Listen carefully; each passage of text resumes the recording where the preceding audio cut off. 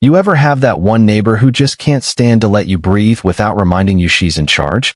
Yeah, that was Marla Trent, president of the Silver Pines Homeowners Association, self-proclaimed guardian of community standards, and the kind of woman who probably alphabetized her spice rack by righteousness. I didn't think much of her when my wife, Emily, and I first moved in. She brought us cookies, store-bought, obviously, and said, "Welcome to the neighborhood. We like things tidy here." That should have been the first red flag. A few months later, we got the notice, mandatory garage inspections. To maintain property value, she said. Meaning, she wanted to snoop.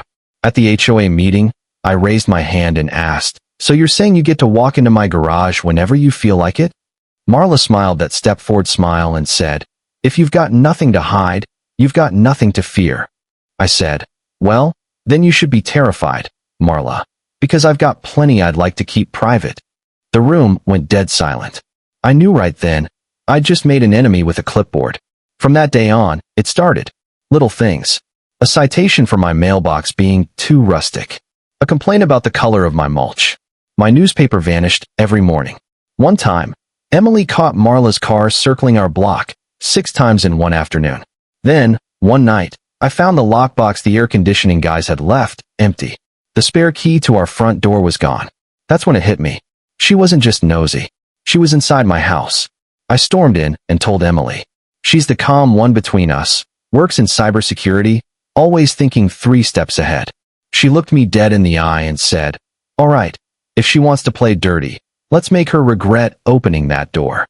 So, we built a little surprise. Above the front door, we hid a bucket rigged to a tripwire, filled with bright blue, washable dye. Non-toxic, but loud. Emily set up hidden cameras, synced to our private cloud. We even printed a sign that said, "Private property. No trespassing. You've been warned." Then we waited. 3 days later, while I was making a sandwich, my phone buzzed. Live camera alert. I clicked the feed, and there she was, Marla, queen of the cul-de-sac, in her immaculate white pantsuit, key in hand. She looked left, looked right, and unlocked my door like she owned the place. The door swung open, she stepped in, and boom. 1 gallon of cobalt blue justice right on her head. It was glorious. She screamed so loud I think birds took off 3 streets over. The cameras caught every frame. Her dripping hair, that horrified gasp, the way she slipped on my porch like karma itself had greased the floor. Emily saved the footage and sent it to the neighborhood chat under the title "HOA President Caught Breaking In." By dinner, it had more views than a cat video. For about 12 hours, we were heroes. Then came the retaliation. The next morning, an envelope slid under our door, 3 HOA fines, $500 for damage to community image, $750 for hazardous spillage, and $1,000 for harassing a board member. Total, $20 to $100. I laughed so hard I almost choked. Emily didn't. She knew this wasn't over. That night, our power went out.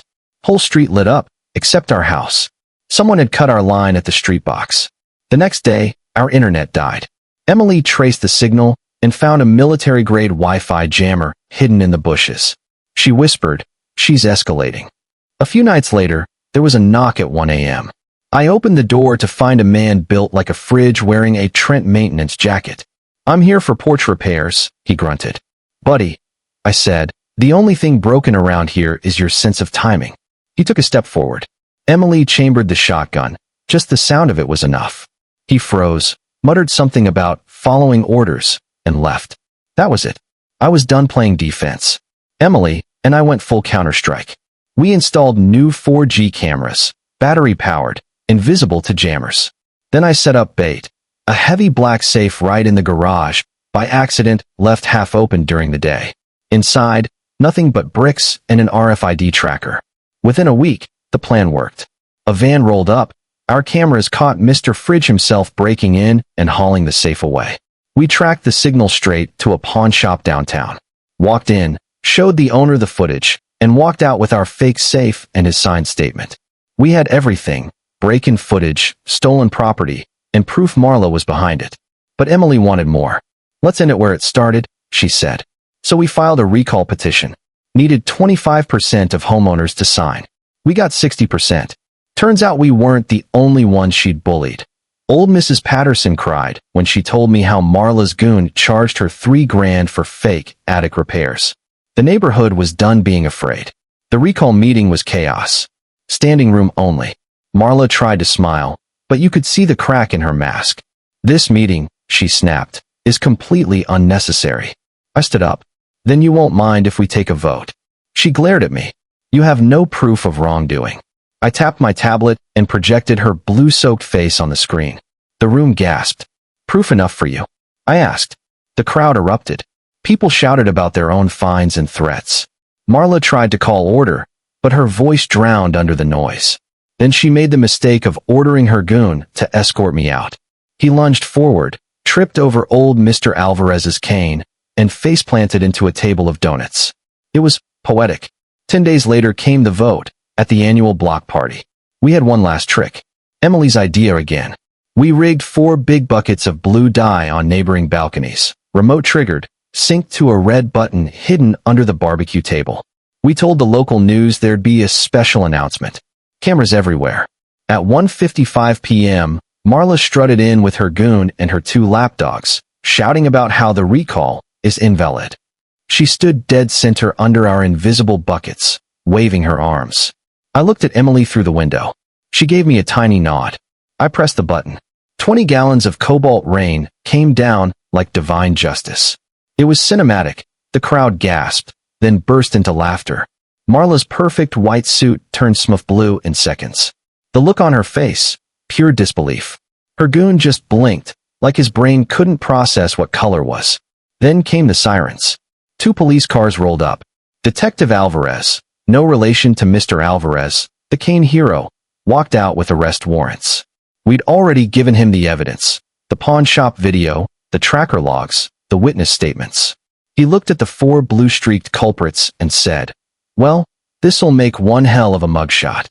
They cuffed Marla right there, dripping dye all over the asphalt. The crowd cheered like the 4th of July. For the first time in months, the neighborhood felt free. She pled out, probation, fines, and a lifetime ban from any HOA board in the state. The new board refunded every bogus fine sheet issued. We even started a neighborhood tradition, tiny blue garden gnomes on every lawn. A little joke to remind ourselves what happens when power goes unchecked. Things finally quieted down. The air felt lighter, people talked to each other again. Emily and I sat on the porch one evening, sipping coffee, laughing about the chaos that had almost broken us. And then, one night, months later, I checked the mail. There was something sticky on the handle, a smear of cobalt blue. Still wet. Right beside it, a single fingerprint. Small. Not mine. Not Emily's. I just stood there, staring at it. The neighborhood was peaceful, quiet, too quiet. I walked back inside, showed Emily. She didn't even flinch, just said softly, pull the mailbox cam footage. We watched it together. Frame by frame. Someone had placed that mark deliberately, like signing a letter. She looked at me and said, guess the game's not over. I smiled, tired but ready. Then let's play.